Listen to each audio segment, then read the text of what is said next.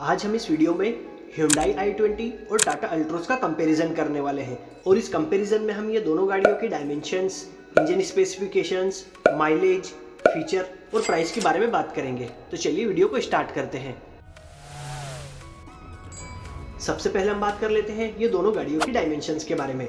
i20 की length है 3995 mm, जो 5 mm ज़्यादा है अल्ट्रोज की लेंथ से, और इसकी विड्थ है 1775 mm, जो 20 mm ज़्यादा है अल्ट्रोज की विड्थ से, और i20 की हाइट है 1505 mm, जो 18 mm कम है अल्ट्रोज की हाइट से, और इसका व्हील बेस है 2580 mm, जो 79 mm ज़्यादा है अल्ट्रोज के व्हील बेस से।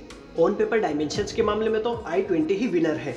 और हम ये दोनों गाड़ियों में मिलने वाली बूटी स्पेस की बात करें तो i20 में हमें 311 लीटर की बूटी स्पेस मिलती है और टाटा अल्ट्रोज में 345 लीटर की बूटी स्पेस हमें अल्ट्रोज में काफ़ी अच्छी मिल जाती है। तो चलिए अब हम बात कर लेते हैं ये दोनों गाड़ियों के इंजन स्पेसिफिकेशंस के बारे में। टाटा अल्ट्रोज में हमें डीजल और पेट्रोल दोनों ऑप्शन मिल जाते हैं, लेकिन i20 में हमें सिर्फ पेट्रोल इंजन का ही ऑप्शन मिलता है। तो पहले मैं आपको i20 के इंजन के बारे में बता देता हूँ। हमें i20 में 1.2 लीटर का 4 सिलेंडर पेट्रोल इंजन मिलता है, जो 86 bhp की पावर और 114 Nm का टॉर्क जनरेट करता है, और i20 के पेट्रोल इंजन में हमें 18 किलोमीटर पर लीटर का माइलेज मिल जाता है। और अब मैं आपको टाटा अल्ट्रोज के इंजन के बारे में बता देता हूँ। हमें अल्ट्रोज में 1.2 लीटर का 3 सिलेंडर पेट्रोल इंजन मिलता है, जो 86 bhp की पावर और 113 Nm का टॉर्क जनरेट करता है, और टाटा अल्ट्रोज के पेट्रोल इंजन में हमें 19 किलोमीटर पर लीटर का माइलेज मिल जाता है। और अब मैं आपको इसके डीजल इंजन के बारे में बता देता हूँ। हमें अल्ट्रोज में 1.5 लीटर का 4 सिलेंडर डीजल इंजन मिलता है, जो 88 bhp की पावर और 200 Nm का टॉर्क जनरेट करता है, और अल्ट्रोज के डीजल इंजन में हमें 23.5 किलोमीटर पर लीटर का माइलेज मिल जाता है। इंजन स्पेक्स के मामले में तो अल्ट्रोज ही विनर है, क्योंकि अल्ट्रोज में हमें डीजल और पेट्रोल दोनों ऑप्शन मिल जाते हैं। तो चलिए अब हम बात कर लेते हैं इनमें मिलने वाले कंफर्ट और सेफ्टी के फीचर्स के बारे में।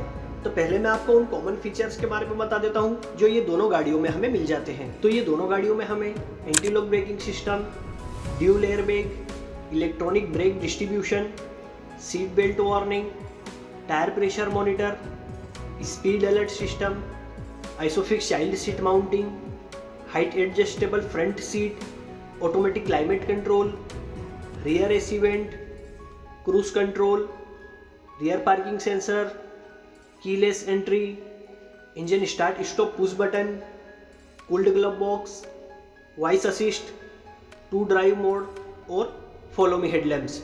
ये सारे सेफ्टी और कंफर्ट के फीचर्स हमें ये दोनों गाड़ियों में मिल जाते हैं। और अब मैं आपको वो फीचर्स बता देता हूँ जो हमें i20 में मिल जाते हैं लेकिन अल्ट्रोज में नहीं मिलते। तो हमें i20 में 6 एयर बैग, अल्ट्रोज में हमें ड्यूल एयर बैग मिलते हैं, और electronic stability control, vehicle stability control, hill start assist, wireless charger और 10 inch infotainment screen. Touch screen तो हमें अल्ट्रोज में भी मिल जाती है, लेकिन वो 7 इंच की है। तो ये सारे सेफ्टी और कंफर्ट के फीचर्स हमें i20 में मिल जाते हैं लेकिन अल्ट्रोज में नहीं मिलते। और अब मैं आपको वो फीचर्स बता देता हूँ जो हमें टाटा अल्ट्रोज में मिल जाते हैं लेकिन i20 में नहीं मिलते। तो हमें अल्ट्रोज में कॉर्नर स्टेबिलिटी कंट्रोल और ऑटो रेन सेंसिंग वाइपर, ये 2 फीचर है जो हमें अल्ट्रोज में ज़्यादा मिल जाते हैं i20 के मुकाबले। फीचर्स के मामले में तो i20 ही विनर है, क्योंकि i20 में हमें कुछ फीचर अल्ट्रोज के मुकाबले ज़्यादा मिल जाते हैं। और हम ये दोनों गाड़ियों में मिलने वाले टायर साइज की बात करें तो ये दोनों गाड़ियों में हमें 16 इंच के टायर मिल जाते हैं। तो चलिए अब लास्ट में हम बात कर लेते हैं ये दोनों गाड़ियों की प्राइसिंग के बारे में। तो पहले मैं आपको i20 के प्राइस बता देता हूँ। i20 की एक शोरूम प्राइस 6.99 लाख से स्टार्ट होकर इसके टॉप वेरिएंट की कीमत 11.16 लाख रुपीज़ है। और अब मैं आपको टाटा अल्ट्रोज के प्राइस बता देता हूँ। अल्ट्रोज की एक शोरूम प्राइस 6.60 लाख से स्टार्ट होकर इसके टॉप मॉडल की कीमत 10.74 लाख रुपीज़ है। तो चलिए अब हम आ जाते हैं ये दोनों गाड़ियों के फाइनल कंक्लूजन पर। अगर आप एक ऐसी कार लेना चाहते हो जो काफ़ी वैल्यू फॉर मनी हो और जिसमें आपको बूट स्पेस अच्छी मिले, जिसमें आपको डीजल इंजन का ऑप्शन मिले और जिसकी स्ट्रॉन्ग बिल्ड क्वालिटी हो, तो ऐसी कंडीशन में आपको टाटा अल्ट्रोज की तरफ जाना चाहिए। या फिर आप एक ऐसी कार लेना चाहते हो जिसमें आपको फीचर अच्छी मिले, जिसकी आफ्टर सेल सर्विस अच्छी हो, जिसकी रीसेल वैल्यू अच्छी हो, तो ऐसी कंडीशन में फिर i20 ही आपके लिए बेस्ट ऑप्शन है। तो आज की वीडियो को हम यहीं पर एंड करते हैं, और आपको ये दोनों कार में से कौन सी कार ज़्यादा पसंद आई है मुझे कमेंट करके ज़रूर बताना। और ये वीडियो आपको पसंद आई हो तो इसे लाइक करें, हमारे चैनल को सब्सक्राइब करें और बेल आइकन को दबाना बिल्कुल ना भूलें। Thank you for watching.